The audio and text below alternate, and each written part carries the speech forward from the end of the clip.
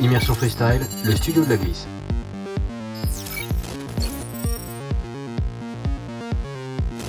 Interview un peu à l'étroit, Toujours. dans l'intimité un peu. Bah oui. Intimité. Bah c'est ça le BMX. C'est l'intimité le BMX? Bah on est un peu entre nous quand même. C'est vraiment important. On n'est pas trop en vue des autres quoi. Malheureusement, on va dire. Qui tu es là? Qui je suis? Je suis Alain Massabova, 50 ans, 37 ans de BMX.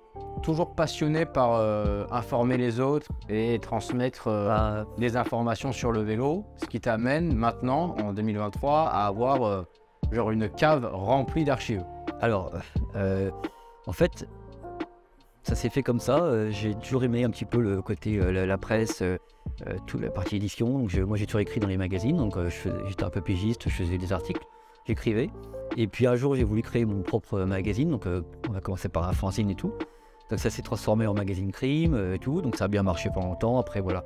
Ensuite, les réseaux sociaux ont un peu massacré la presse papier. Donc on a arrêté. Mais moi, j'ai toujours été dans le truc. Donc, j'ai accumulé les informations pendant peut-être 25 ans. J'ai accumulé des informations. Donc, j'ai des stocks, des milliers de photos argentiques de tous les photographes en France. Et j'ai énormément d'archives. Et c'est pour ça que quand il a fallu récupérer tout ça pour monter le fameux livre Bicross, j'avais tout ce qu'il fallait pour le faire. Et donc, j'avais pas le choix de le faire. Et c'était un projet que je voulais faire, mais je voulais me faire les mieux tranquillement. Et puis ça a pris un peu plus d'ampleur que prévu. Allez, présente-nous le beau livre. Bah voilà, donc c'est le livre qui s'appelle Bicross, donc le BMX en français, qui explique tout le BMX qui s'est passé en France, que en France, depuis que le premier BMX est arrivé en France, donc depuis 78. Donc les premières races, les premières compétitions, tout ce qui s'est passé. Donc il s'est passé, en plus de 40 ans, il s'est passé énormément de choses, puisque la discipline s'est coupée en deux entre la race et le free. Le free s'est même coupé en plusieurs avec le flat, le park, le street, la rampe, le dirt.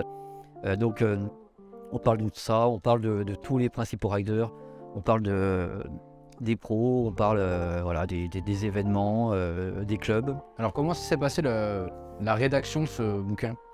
En fait, j'ai basé le bouquin, le livre, comme un magazine. Donc en fait, c'est des interviews. Donc j'ai pris, en gros, j'avais un sommaire auquel je tenais.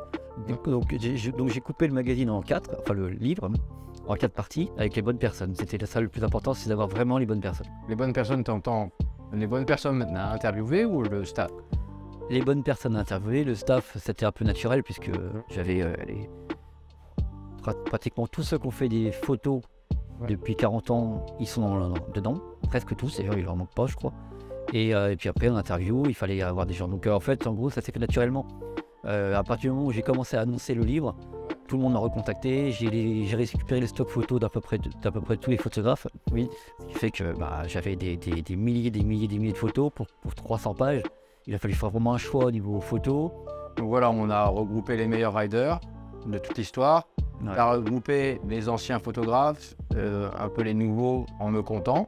Ouais. Et pour un peu d'aide dessus. Et tu as fait en fait rencontrer toutes les générations dans un seul et même bouquin. Ouais, c'était une des choses les plus compliquées, c'est de parler aux jeunes et aux vieux. Donc en fait, c'est assez compliqué parce que tu dois parler à des mecs qui ont 60 ans et tu peux te parler à des mecs qui ont 10 ans. Quoi. Donc ces gens-là, ils se rencontrent dans ce livre en fait. Et toi, ça te fait pas peur justement ce format papier pour les nouvelles générations qui, eux, tout passe par l'internet? En fait, je pense que c'était le bon moment. Peut-être j'y pense depuis longtemps à faire ce livre. C'est le bon moment parce que on sature avec les réseaux sociaux.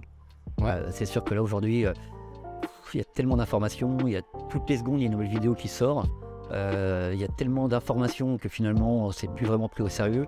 Je pense que même les jeunes sont conscients du fait que d'être dans un livre, c'est presque à la vie, quoi. Alors que dans les réseaux sociaux, finalement, c'est tellement éphémère, quoi. Le bouquin, il y a une façon d'écrire un bouquin et il y a la partie principale, un peu la partie du réalisateur, l'édito. Qu'est-ce qu'il dit ton édito? Mon édito, il résume le contenu. C'est le but d'un édito, souvent, c'est ça. J'explique que le BMX, c'est fantastique. En fait, c'est un Et j'explique qu'à travers les 75 interviews, ils ont tous dit la même chose. Que ce soit des vieux, des jeunes, que ce soit la race, le free, que ce soit tout le monde a dit la même chose. Tout le monde a dit que le BMX ça a sauvé leur vie, que ça a fait leur vie. Ils ont tous dit la même chose. Donc c'est ce que j'explique dans l'édito en expliquant que le BMX, c'est beaucoup plus que faire du vélo ou faire des tricks sur un vélo. C'est une façon de voir, c'est apprendre à tomber, à se relever, c'est faire quelque chose que personne ne fait, parce que c'est un sport un peu différent, marginal. Donc voilà ce que j'explique, c'est que quand on fait du BMX, on est presque un super-héros, quoi. Et pour la vraie petite histoire, ce boulot qui a été beaucoup de boulot, tu l'as touché quand même en pas longtemps, parce que moi tu m'as appelé genre en septembre, en janvier il était sorti quoi le bouquin. Et c'est quand même assez impressionnant. Ouais, non, mais en fait, je l'ai préparé. Je l'ai préparé, moi je suis comme ça, je prépare, dans ma tête, je réfléchis un petit peu, et après, c'est parti. Ça envoie quoi. Et après, par contre, moi je suis pas du genre à aller à moitié, quoi. Donc après, hop, c'est parti, quoi. Et là, d'un seul coup, quand la machine est partie, c'est 10 000 mails par jour, après c'était lancé, quoi. Mais je suis en train de bosser sur une suite, et j'aimerais bien le décliner en magazine, quoi. Donc voilà, ça c'est le projet qui est en discussion en ce moment avec des éditeurs, parce que là je l'ai fait en indépendant tout seul, parce que je voulais pas avoir d'éditeur, je voulais avoir personne au-dessus de moi. Là il en reste une centaine qui vont être un peu au FIS, un peu sur les événements old school, et un peu dans les expos, pour les Jeux Olympiques il y aura une grosse expo, et il sera disponible là-bas. Mais là, il y en a presque plus, quoi. Voilà. Et on fait comment pour se le procurer? Le site il marche encore puisque tu avais fait un site? Alors le site c'est bicrossbook.com, c'est pas compliqué. Et après il est dispo dans tous les magasins de BMX. Voilà. Notre invité en studio c'est Anthony, est-ce que tu as quelques mots à lui dire? Anthony, regardant la caméra. Bravo. Et puis c'est sûr que c'est un parcours fou. Et puis surtout, c'est tellement fou d'être le premier Français à avoir fait les Jeux Olympiques.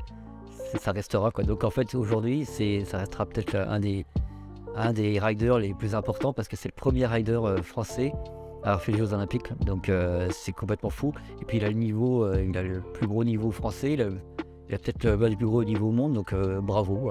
Et puis faut que ça continue parce qu'il est encore jeune. Mais bon voilà, en tout cas ça va être la fierté de la France. Merci Alain. Merci à vous. Si tu as kiffé ce que tu viens de voir, n'hésite pas à t'abonner, à activer la cloche et mettre un petit pouce bleu. Tu peux aussi nous laisser un commentaire pour nous dire ce que tu as pensé de l'émission tout simplement. Enfin, si tu veux voir le studio de la glisse gratuitement et en direct tous les premiers jeudis du mois, retrouve-nous sur tricks.social. T'as simplement à télécharger l'application, créer ton compte, c'est quand même bien plus simple qu'un all-in.